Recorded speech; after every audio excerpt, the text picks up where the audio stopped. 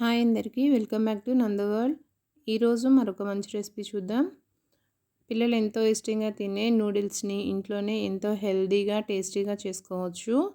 కొంచెం వెరైటీగా రోజు చేసే విధంగా కాకుండా ఒకసారి ఇలా ట్రై చేసి చూడండి.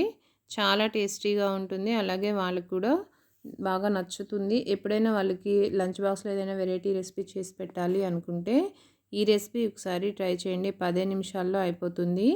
ఫస్ట్ అయితే ఒక బౌల్లో వాటర్ తీసుకుని ఇందులోకి 1/2 స్పూన్ సాల్ట్ వేసుకుని ఇవి మరిగేంత వరకు ఉంచుకోవాలి. మరుగుతున్నప్పుడు 1 స్పూన్ ఆయిల్ వేసుకుని నూడిల్స్ని యాడ్ చేసుకోవాలి. నూడిల్స్ని యాడ్ చేసేటప్పుడు వాటర్ అనేది బాగా మరుగుతూ ఉండాలి.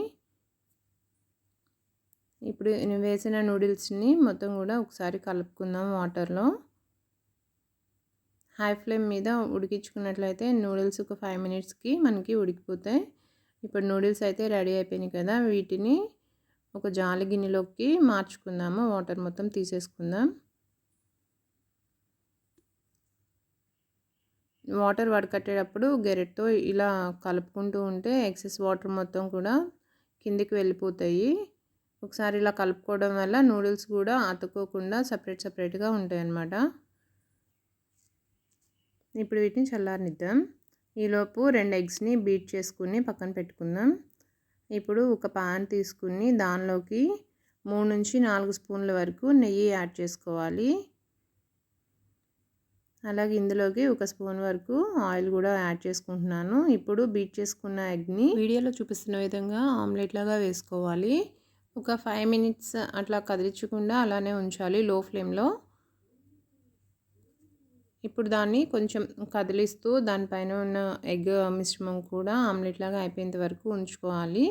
ఒక 1 మినిట్ తర్వాత వీడియోలో చూపిస్తున్న విధంగా కొంచెం పెద్ద ముక్కలు వచ్చేలాగా ఆ ఎగ్ని బీట్ చేయాలి.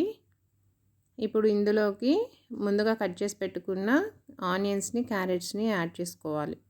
మీ దగ్గర క్యాప్సికమ్ అలాగే క్యాబేజీ ఉంటే వేసుకోవచ్చు. ఇప్పుడు ఇందులోకి 1/2 వంతు వరకు ఉప్పు వేసుకుంటున్నాను. అలాగే ఒక 1/2 స్పూన్ మిరియాల పొడి. ఉప్పు చూసుకుని యాడ్ చేసుకోండి, ఎందుకంటే ఆల్రెడీ నూడిల్స్ ఉడికేటప్పుడు ఉప్పు యాడ్ చేసాం కదా, అందుకని కొంచెం చూసుకుని వేసుకోండి. ఇప్పుడు అవి కొంచెం ఫ్రై అయిన తర్వాత 1 స్పూన్ వరకు సోయా సాస్, అలాగే spoon chilli sauce, spoon red chilli sauce, అలాగే టమాటా కెచప్ ఒక 1/2 స్పూన్ వరకు యాడ్ చేసుకోవాలి. ఇవి మొత్తం ముక్కలకి పట్టేలాగా ఒకసారి కలుపుకుందాం. ఒక 1 మినిట్ వీటిని ఇట్లా టోస్ట్ చేసుకున్న తర్వాత దీనిలోకి ఒక 2 స్పూన్ల వరకు వెనిగర్ యాడ్ చేసుకోవాలి. ఇప్పుడు మళ్ళీ ఒకసారి ఇవన్నీ కూడా బాగా మిక్స్ చేసేసుకుందాం. ఇప్పుడు ఇందులోకి నూడిల్స్ మసాలా యాడ్ చేసుకోవాలి.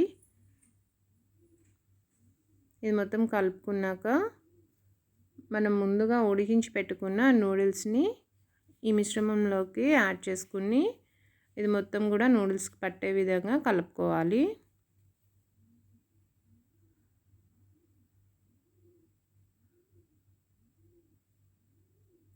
ఇలా మొత్తం కూడా కలిపేసుకున్నాక ఒక 2 మినిట్స్ ఇట్లా టోస్ట్ చేసుకోవచ్చు, లేదంటే ఇట్లా కలుపుకుని దించేసుకుని సర్వ్ చేసుకుంటే ఎంతో టేస్టీగా అండ్ హెల్తీగా ఉండే గీ ఎగ్ నూడిల్స్ అనేవి రెడీ అయిపోయినాయి.